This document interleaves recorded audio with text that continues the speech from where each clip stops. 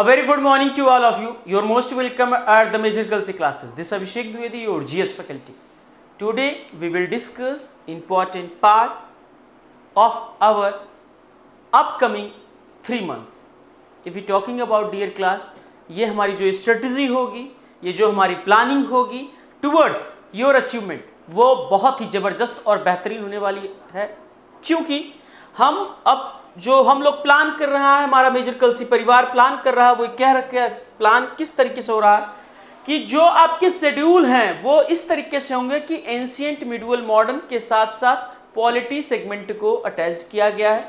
आपकी जो ये प्लानिंग है up to the 3 months, it means 12 lectures की है। Back to back every Sunday को आपको ये वीडियोस मिलेंगे।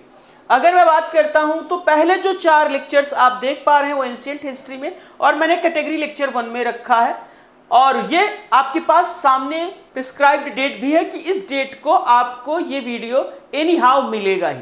ठीक है, ये जो क्वेश्चंस बैंक हैं ये मैं कह सकता हूं कि एक एक्सपेक्टेड क्वेश्चंस की सीरीज होगी। अगर बात करूं तो प्रीवियस ईयर के जो क्वेश्चंस आए हैं उनको मैंने डायरेक्टली नहीं लिया है, उनके ऑप्शन को टच किया है और ये प्रोबेबिलिटी देखी है कि किस तरीके से प्रीवियस ईयर के क्वेश्चंस के ऑप्शन के बिहाफ पे आपसे क्वेश्चंस पूछे गए हैं, उनको भी इस तरीके से पूरी एनालिसिस के साथ पूरी टीम ने बहुत हार्ड वर्क किया है। और मैं कहता हूं कि ये जो 10 क्वेश्चंस हैं लास्ट तक वीडियो के बने रहिएगा, आपको जरूर एक फ्रूटफुल रिजल्ट सामने आने वाला है। हर एक क्वेश्चंस को प्रॉपर डिफिनीशन के साथ समझेंगे कि क्या इसकी एक्सपेक्टेशंस है और किस तरीके से इंडिविजुअली एक क्वेश्चन ने पूरे टॉपिक को अपने आप में कंट्रोल कर रखा है। ठीक है, तो आपका समय बिल्कुल बर्बाद नहीं करूंगा, ना ही मेरा ऐसा एम है, ना ही मेरा टारगेट है। आइए देखते हैं क्या किस तरीके से हम करने वाले। इंडस वैली सीरीज, वैदिक कल्चर, सेकेंड अर्बनाइजेशन और मरियन एम्पायर को हमने रखा है एंशिएंट हिस्ट्री के लेक्चर नंबर 1 में। फिर इसके बाद अगर मैं फर्दर बात करता हूं तो post Mauryan empire, Gupta empire and post Gupta northern India, और बात करिए डायनेस्टीज ऑफ साउथ इंडिया, इनको भी हमने एंशिएंट हिस्ट्री में रखा है और लेक्चर नंबर 2 के अंतर्गत पब्लिश्ड डेज 13/6 होगी, 13/6। अब अगर मैं फर्दर बात करता हूं मेरे प्यारे बच्चों, तो आप जैसा कि देख पा रहे होंगे यहां पे मुगल एम्पायर मिडल हिस्ट्री के अंतर्गत हमने रखा है और लेक्चर नंबर 3 में रखा है। पब्लिश डेट होगी जो 20/6 होगी। पोस्ट मुगल पीरियड और decline of Mughal empire, Maratha, इसी तरीके से बैक टू बैक सारी चीजों को मैंने रखा है और मैं उम्मीद करता हूं कि ये सीरीज आपको बहुत जबरदस्त लगेगी और पसंद आएगी। आगे अगर मैं फर्दर बात करता हूं तो आप देख पा रहे होंगे आपके सामने सारे टॉपिक्स को मैंने हिस्ट्री के कवर अप किया है अप टू द 7 लेक्चर्स की जो सीरीज होगी उसके अंतर्गत, यानी कि 7 लेक्चर्स में एंशिएंट, मिडुअल और मॉडर्न के सारे एक्सपेक्टेड क्वेश्चंस मिलेंगे। अप्रॉक्सीमेटली ईच सीरीज के अंतर्गत 10 to 15 क्वेश्चंस मैं लेकर के आऊंगा। अब फर्दर अगर मैं बात करता हूं तो आप देख पा रहे होंगे topics name, subject, lecture number and date. जो प्रियम्बल ऑफ द कॉन्स्टिट्यूशन है, पॉलिटी का part, union and state region है, सिटीजनशिप है, ये हमने जो कवरअप किया है वो लेक्चर नंबर 8 में कवरअप किया है। Fundamental rights, DPSP, fundamental duties, union executive, इनको हमने कवरअप किया है लेक्चर नंबर 9 में। यूनियन लेजिस्लेचर, स्टेट लेजिस्लेचर, और बात करी जाए तो सेंट्रल एंड स्टेट रिलेशंस की, ये पॉलिटी के अंतर्गत लेक्चर नंबर 10 में हमने किया है। जुडिशरी, पंचायत एंड नगर पालिका की अगर मैं बात करता हूं और इसके साथ साथ मेजर कमीशंस काउंसिल्स की बात करता हूं तो आप देख पा रहे होंगे कि लेक्चर नंबर हमने कवरअप किया है इनको 11। क्लियर हो गई बातें। कॉन्स्टिट्यूशनल अमेंडमेंट की बात करूं तो ये भी लेक्चर नंबर 11 में कंट्रोल किया हमने। मिसक्लेनियस एक्सरसाइज, पॉलिटी 12वें लेक्चर में कंट्रोल करेंगे। और आपको बता दूं जो एक्सपेक्टेड डेट है वो हमारी अगस्त मंथ की है, यानी कि इसी बीच में आपको इतने क्वेश्चन बैंक की सीरीज जबरदस्त मिल जाएगी कि आपको अब कहीं किसी प्लेटफॉर्म पे जाने की बिल्कुल जरूरत नहीं पड़ेगी। ये पूरे मेजर कल्सी टीम का एक एक्सपीरियंस रहा है जो 14 वर्षों का, वो plus each and every faculty का जो इंडिविजुअल एक्सपीरियंस रहा है डिफेंस का, उन्होंने भरपूर उसका प्रयोग किया है और एनालिसिस आपको देखने की मिलेगी इस क्वेश्चंस की सीरीज में।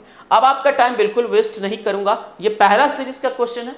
आप चाहे एनडीए की प्रिपरेशन कर रहे हो, चाहे सीडीएस की प्रिपरेशन कर रहे हैं, आजकल एक चीज को देखा गया है कि मैप बेस्ड क्वेश्चंस आ रहे हैं, वो चाहे हिस्ट्री से रिलेटेड रहे हो और चाहे मैं बात करूं तो ज्योग्राफी से। तो पहला क्वेश्चन आपके सामने है, इसके एक एक सेंटेंस को समझिएगा, फिर इसके बाद अगर हिंदी वाले बच्चे हैं तो वो हिंदी वाले देखेंगे, इंग्लिश वाले हैं तो इंग्लिश वालों को देखेंगे, कोई इशू नहीं है, सेम ऑप्शंस आपको मिलेंगे। विभिन्न सिंधु संस्कृति स्थलों को चिन्हित करने वाले स्थान क्रमशः हैं, तो जहां पे मैंने मार्किंग करी है 1, 2, 3 और 4, आप ऑब्वियस सी बात जज कर पा रहे होंगे कि गुजरात के क्षेत्र को लिया गया है यहां पे, और कहीं ना कहीं अगर मैं बात करूं तो गुजरात क्षेत्र के अलावा अगर बात की जाए तो आप देख पा रहे हैं कि कहीं ना कहीं जो टेरिटरी टच कर रही है वो राजस्थान क्षेत्र को टच कर रही है। अब आप बताइएगा हमें इसको सीरीज को देख करके अब देखिए ये क्षेत्र वर्तमान समय में आप समझ सकते हैं, मैं आपको क्लू दे सकता हूं सिर्फ, और बहुत ज्यादा नहीं, फिर बता भी दूंगा आपको। देखिए स्थान का नाम जो पहला यहां पे देख पा रहे होंगे इमेज में, अगर मैं कहूं तो वो मुझे नहीं पता है कि वो प्रभास पाटन है, लोथल है, सुरकोटदा है, रंगपुर है या क्या है, बट इस क्वेश्चन को लेने का मेरा एम और ऑब्जेक्टिव क्या था? ऑब्जेक्टिव ये था कि इसी क्वेश्चन से पूरे आईवीसी को मैं हिट कर दूंगा। दूसरा, आपको अगर ये पता है ईच एंड इंडिविजुअल टॉपिक में कि किस तरीके से क्वेश्चन को कंट्रोल किया जाए, उसकी एनालिसिस प्रॉपर की जाए, तो उसके अंतर्गत अगर मैं बात करता हूं तो आप देख पा रहे हैं आईवीसी की मोस्ट प्रोमिनेंट साइट्स को भी इंक्लूड करने का प्रयास किया गया। दूसरा, अगर आपकी ऑब्जर्वेशन स्ट्रांग होगी तभी इस क्वेश्चन का आंसर कर पाएंगे। देखिए, the places mark various Sindhu culture sites these respectively. अब सिंधु की मैं बात कर रहा हूं तो वर्तमान में भारत और पाकिस्तान की तो मैं बात ही कर रहा हूं, आप बेसिक तो इतना समझ जाएं क्वेश्चन के कॉन्सेप्ट से। पहला ऑप्शन है प्रभास पाटन, लोथल, सुरकोटदा, कोटदीजी। लोथल, सुरकोटदा, रंगपुर, हड़प्पा। अब लोथल की बात करता हूं तो गुजरात। चलिए यहां पे बात समझ में आती है कि लोथल में भी, सुरकोटदा दूसरा स्थान, सुरकोटदा, रंगपुर पंजाब की बात कर रहा है, तो यार पंजाब के क्षेत्र की मैं बात करता हूं तो वो थोड़ा ऑब्जर्विंग नहीं है। अब यहां पे सुरकोटदा, हड़प्पा, लोथल की बात की जा रही है।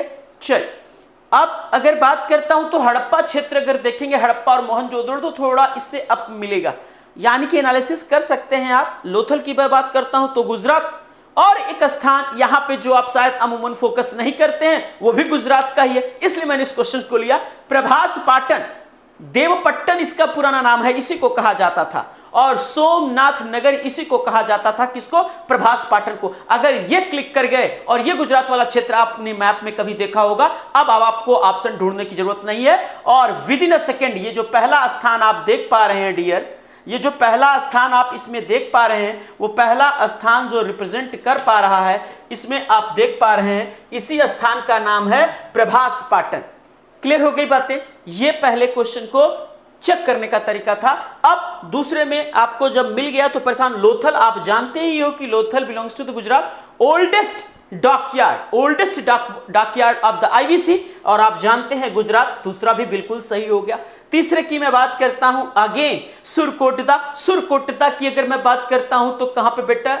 गुजरात। और सुतकांगेडोर की बात करूंगा तो वो बलूचिस्तान, थोड़ा सा आगे हो जाता, तो यानी कि सुरकोटदा की मैं बात कर रहा हूं, सुतकांगेडोर की नहीं, बलूचिस्तान हो जाता अगर सुतकांगेडोर बोलता। फंसाने के लिए ऑप्शन में ये आपको दे दिया सुरकोटदा, ये भी गुजरात का क्षेत्र। कोटदीजी की अगर मैं बात करता हूं, कोटदीजी, अगला ऑप्शन क्या है? कोटदीजी की अगर बात करी जाए तो वर्तमान समय में ये पाकिस्तान क्षेत्र की टेरिटरी, यानी कि ये वाली जो क्षेत्र तो कहीं पाकिस्तान का टच किया नहीं भाई ना, तो यानी कि एक ही क्षेत्र हमारे पास चौथा ऑप्शन बच रहा है जो कि पाकिस्तान की टेरिटरी में है, यानी कि आप कह सकते हैं आसान सी भाषा में कि सर ये ऑप्शन बिल्कुल सही होगा, और यही सही भी है, यही सही भी है। बस एक ऑप्शन से अगर आपने क्लिक किया प्रभास पाटन, अगर आपको पता होता तो आप तुरंत जज कर जाते। इस तरीके से प्रश्न। अब आईवीसी से रिलेटेड क्वेश्चंस कैसे आ सकते हैं? इनकी स्क्रिप्ट पूछी जा सकती है। जैसा कि आप जानते हैं आईवीसी की जो लिपि थी वो थी पिक्टोग्राफिक भावचित्रात्मक, जिसे आप कह सकते हैं,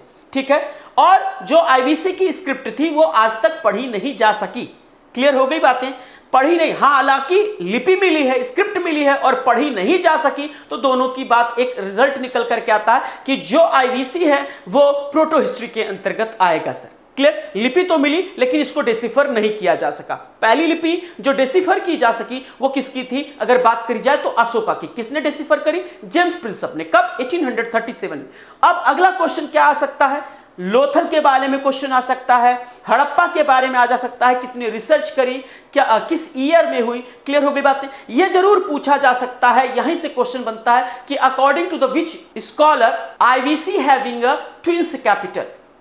जॉन पिगट के अनुसार ना, ये स्टेटमेंट आ सकता है या स्कॉलर का नाम पूछ सकता है। तो जॉन पिगट के अनुसार सिंधु सभ्यता की 2 राजधानियां हुआ करती थी, हड़प्पा और मोहनजोदड़ो। क्लियर। दूसरा, एक्सपेंशन पूछा जा सकता है आईवीसी का। जहां सारे शिक्षण संस्थान बंद हैं और विद्यार्थी दुविधा में हैं, आखिर हमारी पढ़ाई कैसे होगी। वही मेजर कलसी क्लासेस लड़ाई में आपके साथ हैं। आप घर बैठे भी डिफेंस क्षेत्र के सभी आने वाले एग्जाम की तैयारी कर सकते हैं। इसके लिए आपको गूगल प्ले स्टोर से MKC लर्निंग ऐप को डाउनलोड करना होगा और घर बैठे आप पाएंगे daily live classes, recorded video lectures, chapter wise notes, question bank with the solution, complete online test, साथ ही साथ असाइनमेंट और प्रॉपर डाउट काउंटर। इस चुनौती को अवसर में बदलना है और हम आपके साथ हैं। तुरंत डाउनलोड करें MKC लर्निंग ऐप। कहते ना, ऑनलाइन पढ़ेगा तभी फौजी बनेगा इंडिया। एक्सपेंशन कैसे पूछा जा सकता है आईवीसी का, एक एक क्वेश्चन के बारे में डिटेल, उसका पूरा पोस्टमार्टम आपको करना है, एक एक क्वेश्चन को अच्छे से समझना।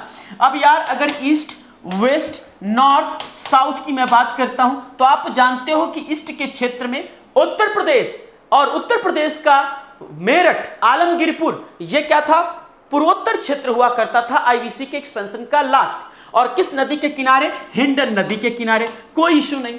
वेस्ट की मैं बात करता हूं तो सुतकांगेडोर, सुतकांगेडोर, जिसकी अभी मैंने बात करी बेटा, किसकी, सुतकांगेडोर, और कहां के क्षेत्र में, बलूचिस्तान, वेस्ट का हो गया। नॉर्थ की मैं बात करता हूं तो क्या बेटा, मांडा, मांडा, और वर्तमान समय में ये किसका पार्ट है, जम्मू एंड कश्मीर क्षेत्र की बात कर रहा हूं, यानी कि जम्मू एंड कश्मीर स्टेट की। अब दूसरी चीज बेटा समझना, मांडा की तो हमने बात कर दी, और यहां पे रिवर की अगर बात करेंगे आप तो कौन से रिवर की बात करेंगे, चेनाब रिवर। ठीक है। अब साउथ की बात करेंगे तो महाराष्ट्र की बात करूंगा। महाराष्ट्र में कौन सा स्थान आईवीसी संबंधित था, दैमाबाद, महाराष्ट्र। क्लियर हो गई बातें। और कौन सी नदी के किनारे इसके आईवीसी के अवशेष मिले, रिवर प्रवरा। क्लियर हो गई बातें। और यहां पे सुतकांगेडोर, दास्क नदी के किनारे। अब ये बताओ, कुछ भी एक्सपेंशंस पूछा जाए, कुछ भी, देखिए जो एक्सपेंशन आईवीसी का मिलता है बेटा वो 12,96,600 स्क्वायर किलोमीटर मिलता है। कितना मिलता है, स्क्वायर किलोमीटर। इसी को पूछा जा सकता है अप्रॉक्सीमेटेड कितना स्क्वायर किलोमीटर, यानी कि अगर आपसे पूछा जाए तो 13 लाख स्क्वायर किलोमीटर मिलता है बेटा। कितना, 13 लाख अप्रॉक्सीमेटेड। क्लियर हो गई बातें। टोटल अगर बात करी जाए, how many IVC sites were found, 1400 plus, 1400 plus, यानी कि आप कह सकते हैं कि 900 जो 25 साइट, 925 प्लस तो इंडिया में मिली, 475 पाकिस्तान में मिली, और मोस्ट प्रोमिनेंटली अगर मैं बात करूं जाए तो 2 से 3 जो आईवीसी की साइट्स मिली अफगानिस्तान में। ठीक है, क्लियर हो गई बातें।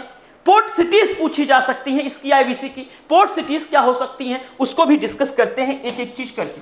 पोर्ट सिटीज जहां से व्यापार हुआ करता था। पोर्ट सिटीज की अगर मैं बात करता हूं तो उसमें कुछ इंपॉर्टेंट है जो एग्जाम में आपके आ चुकी हैं, प्रीवियस ईयर में पूछा।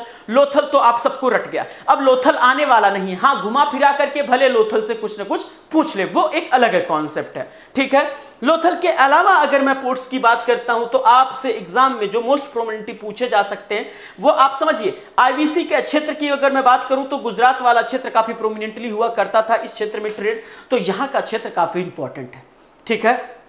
तो लोथल, लोथल के साथ सुरकोटदा। क्लियर हो गई बातें। अगर उसके अलावा भी अगर मैं बात करता हूं तो इस क्षेत्र में जो प्रोमिनेंसी हुआ करती थी वो सबसे इंपॉर्टेंट अगर बात करी जाए तो बहुत सारे इंपॉर्टेंट क्षेत्र हुआ करते थे जिनको कुंटासी, कई बार एग्जाम में आया है कि जो ईस्ट के क्षेत्र में, वेस्ट के क्षेत्र में मोस्ट प्रोमिनेंटली पोर्ट्स हुआ करते थे उसमें कौन सा निम्नलिखित में था, तो कुंटासी भी आप मानेंगे। अल्हादीनो, कुंटासी, बालाकोट, याद रखिएगा ये पोर्ट्स हुआ करते थे।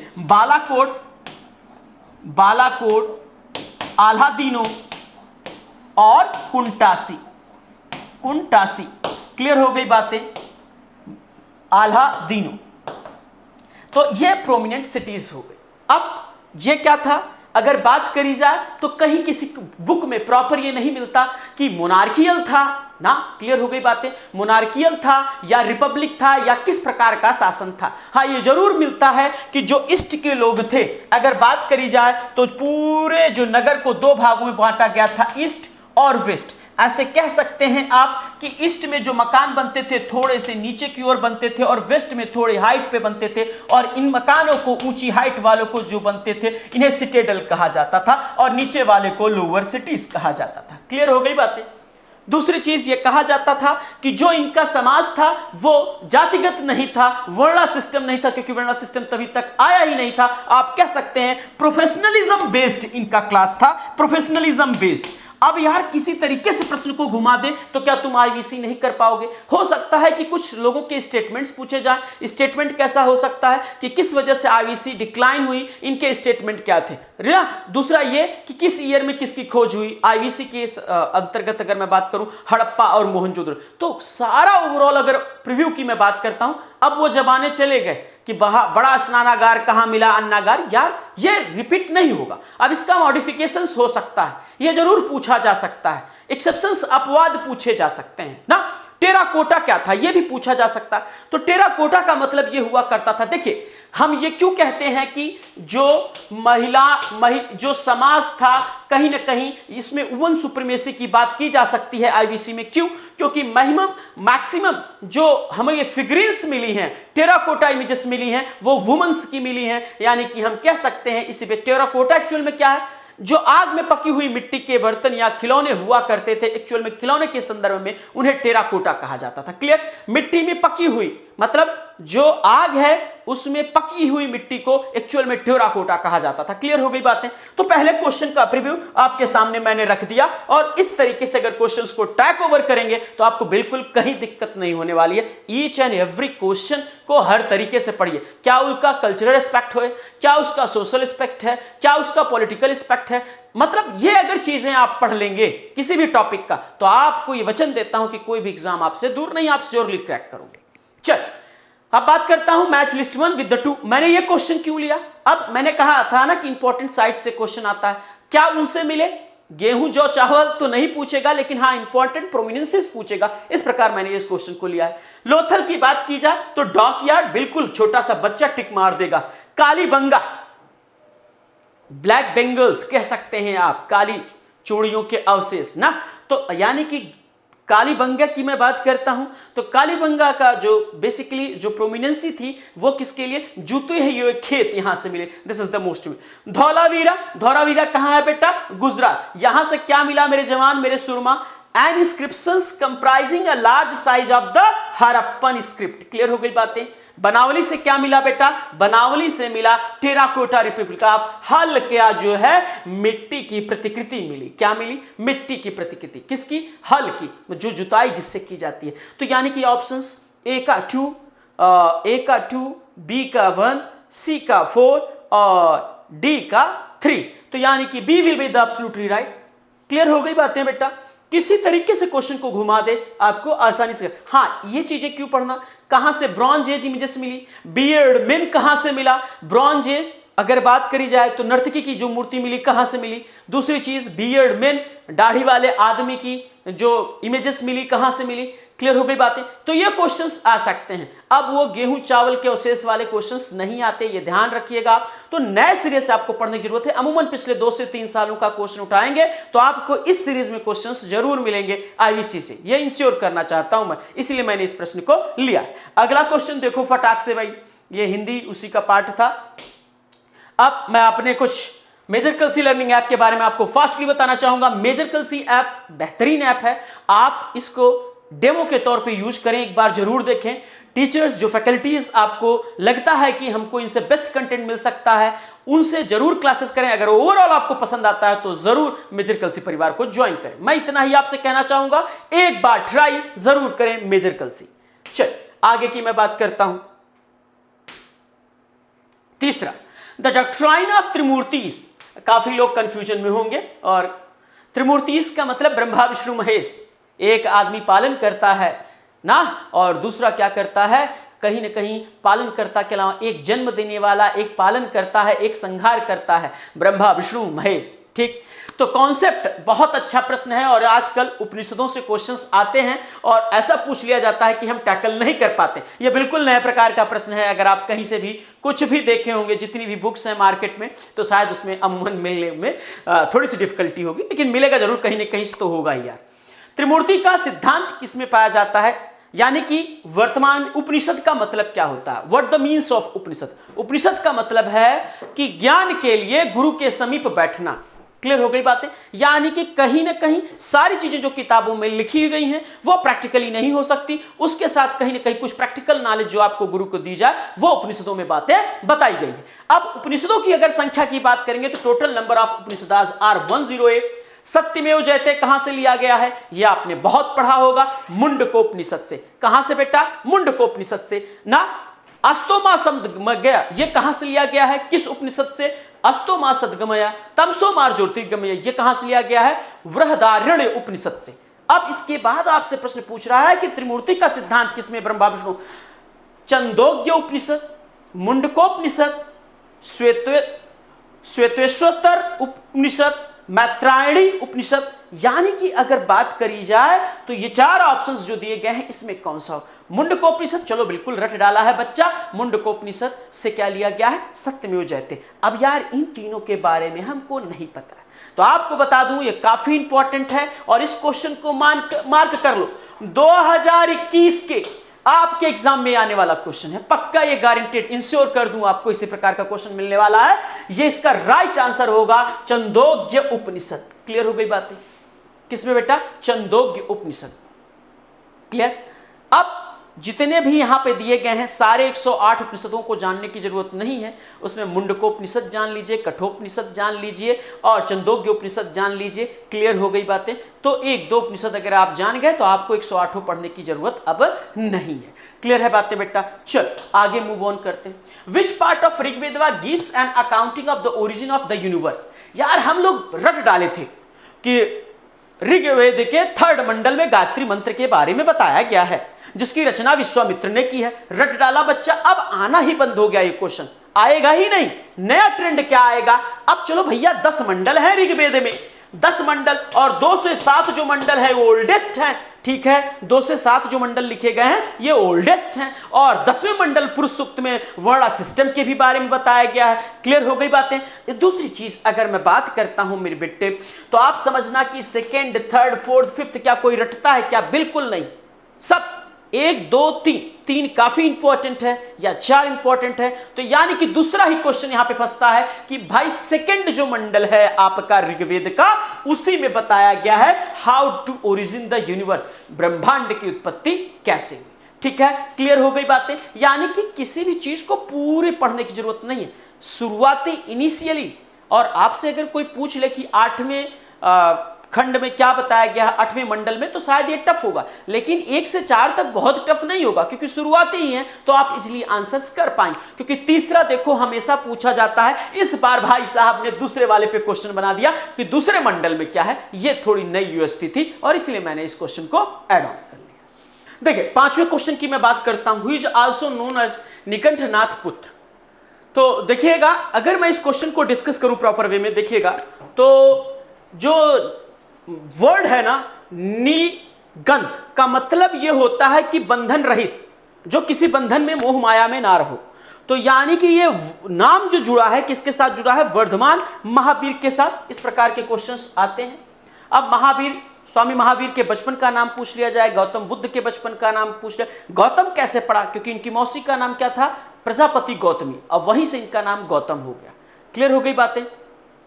दूसरी चीज इनसे पूछा जा सकता है कि भाई महापरिनिर्वाण इन्हें कब की प्राप्ति हुई, इनका जन्म कब हुआ गौतम बुद्ध का। तो इस प्रकार के क्वेश्चंस आते हैं। यहां से क्वेश्चंस ऐसे भी बनेंगे कि जैन धर्म के बारे में हमें कहां से पता चलता है, भगवती सूत्र से, भगवती सूत्र से, और 12 अंग जो है टेस्ट उससे पता चलता है। ठीक है, अब पूछ लेगा कि गौतम बुद्ध, या हमको अगर बेसिकली पूछ लिया जाए कि बौद्ध धर्म के बारे में कहां से पता चलता है, तो अंगुत्तर निकाय, अंगुत्तर निकाय के साथ साथ हमसे कहां से पता चलता है इनके बारे में, अभिधम्म पिटक, विनय पिटक और सुत्त पिटक से। क्लियर हो गई बातें। इनको तथागत भी कहा जाता था गौतम बुद्ध को, एशिया का प्रकाश पुंज गौतम बुद्ध को कहा जाता था। यह काफी इंपॉर्टेंट पॉइंट है, पूछा जा सकता है। इनका जन्म कब हुआ, 563 BC में। महापरिनिर्वाण की प्राप्ति कब हुई भैया, महापरिनिर्वाण की प्राप्ति हुई इनको 483 BC में। क्लियर हो गई बातें।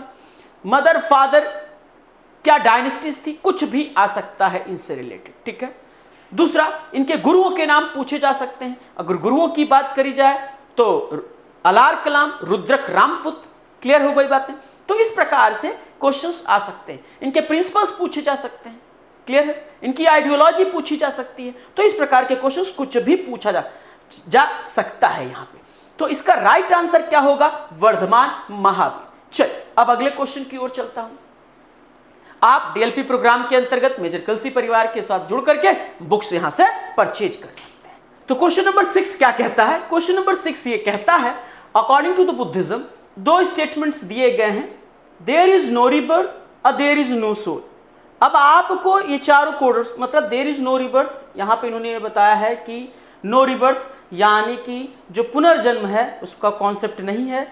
और दूसरे के स्टेटमेंट में कहा जा रहा है देयर इज नो सोल, मतलब जो है सोल, आत्मा का भी वो अस्तित्व को डिनाई कर रहे हैं। No soul, there is no soul, यहाँ पे कोई आत्मा नहीं है। इस तरीके से क्वेश्चन हिंदी में भी आप देख सकते हैं, कोई आत्मा नहीं है, कोई पुनर्जन्म नहीं हुआ है। थोड़ा सा क्वेश्चन को ध्यान से समझिएगा और उसके अनुसार आंसर करिएगा। अगर मैं बात करता हूं देयर इज नो रीबर्थ, यार बुद्धिज्म की अगर जब जैसे ही मैं बात करता हूं तो यहाँ पे रीबर्थ तो है, अब नो लग गया तो यार यानी कि पहला यही गलत हो गया। A is false, A is false बिल्कुल, but R is true, there is no soul, it's absolutely right. और कुछ नहीं करना था, अगर आपको एक बेसिक फंडा पता था, ए भी तो होगा ही नहीं, अब सी और डी में एग्जिस्ट करना था। और आया हुआ क्वेश्चन है ये यूपीएससी में। तो हम बात करते हैं तो देयर इज नो रिबर्थ यानी कि बर्थ रिबर्थ की तो बात बुद्धिज्म में है, लेकिन नो रिबर्थ ये कह दिए इन्होंने, यानी कि यहीं पे कॉन्सेप्ट गलत हो गया, यानी कि A's false but R is true. और पूरा प्रिंसिपल बुद्धिज्म जैनिज्म का एक क्वेश्चन में आ गया, आप आसान सी भाषा में।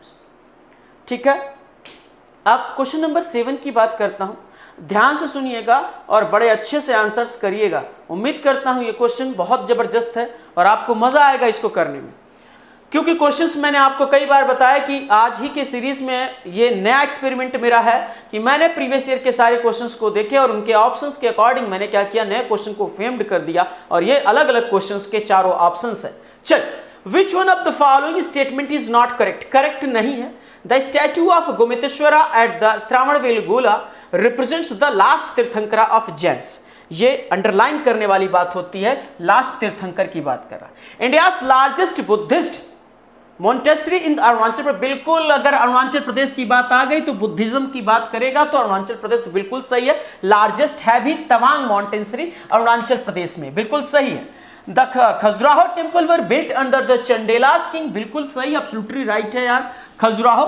The Hoysaleswara temple is dedicated to Shiva, बिल्कुल कर्नाटका में है। ठीक है, कहां पे है बेटा? कर्नाटका, और शैव धर्म से संबंधित है, शिव भगवान शंकर को डिवोटेड है। अब हमको ये तो 3 यार बिल्कुल कंफर्म है। गोमतेश्वर की मूर्ति श्रावणबेलगोला जैन अंतिम तीर्थंकर कौन थे? 24वें तीर्थंकर कौन थे बेटा? स्वामी महावीरा। और यहां पे क्या किया जाता है, यहां पे अगर बात करी जाए तो each and every year fair लगता है और कर्नाटका में बहुत बड़ी मूर्ति इनकी स्टेब्लिश की गई है। यानी कि अगर मैं बात करूं तो यहां पे बाहुबली की पूजा होती है और दूधों से ये कहा जाता है, नहला दिया जाता है। अब बाहुबली कौन? यानी कि पहले जैनिज्म जो थे ऋषभदेव, उन्हीं के पुत्र की पूजा होती है। ठीक है, यानी कि कॉन्सेप्ट ये अपने माइंड में बिल्कुल सेटअप निकाल दीजिए कि चंद्रगुप्त मौर्य श्रावणबेलगोला कर्नाटका गए थे तो वहां पे उन्होंने जैन धर्म को जो संलेखना दी थी और मृत्यु हो गई थी, तो उसके एवज में ऐसा कुछ नहीं है। यहां पे श्रावणबेलगोला कर्नाटका में इनकी मूर्ति को जो स्टेब्लिश किया गया है वो बाहुबली जी की स्टेब्लिश किया गया और दुग्ध से इनका स्नान किया जाता है। ठीक है, ठीक है, क्लियर हो गई बातें? तो यानी कि इस क्वेश्चन को मैंने क्यों लिया, क्योंकि अलग अलग क्वेश्चंस पूछे गए थे एग्जाम्स में। भारत का सबसे बड़ा बौद्ध भिक्षुओं का मठ अरुणाचल प्रदेश में कहां पे है? तवांग मॉन्टेस्ट्री। खजुराहो के मंदिरों को किसने निर्माण कराया? ये अलग क्वेश्चन था, चंदेल शासकों ने। होयसलेश्वर मंदिर कहां पे है? कर्नाटका में। किसको समर्पित है? भगवान शिव को। तो मैंने चारों क्वेश्चंस को अलाइन कर दिया एक साथ, और इस तरीके से अगर आप प्रश्न को करेंगे तो इंश्योर कहता हूं आपकी सफलता तय। अगला क्वेश्चन, अगले क्वेश्चन से पहले हम किसी मिस्टर कलसी परिवार के टेस्ट प्रेप की बात करूंगा, 199 में आप 5000 प्रैक्टिस क्वेश्चंस कर सकते हैं और 5 मॉक टेस्ट दे सकते हैं। और ये पूरे भारत में बेहतरीन फैकल्टीज के द्वारा बनाया गया है। एक बार अपने आप को जरूर इस प्लेटफॉर्म से जुड़ करके ट्राई करें, और मैं इंश्योर करता हूं कि जिस तरीके से यहां पे पढ़ाया जा रहा है और जिस तरीके से मैं जीएस की सीरीज लेकर के आ रहा हूं, ये आपके लिए काफी आगे फायदेमंद होने वाली है। अगला question, Megasthenes cast the town officials in the Mauryan empire. Mauryan empire में आप जानते हैं कि जिलों को चक्र कहा जाता है। क्या कहा जाता था बेटा? चक्र कहा जाता था। और राजकुमार जो होता था वो रियल क्या होता था? उत्तराधिकारी होता था शासन का। क्लियर हो गई बातें?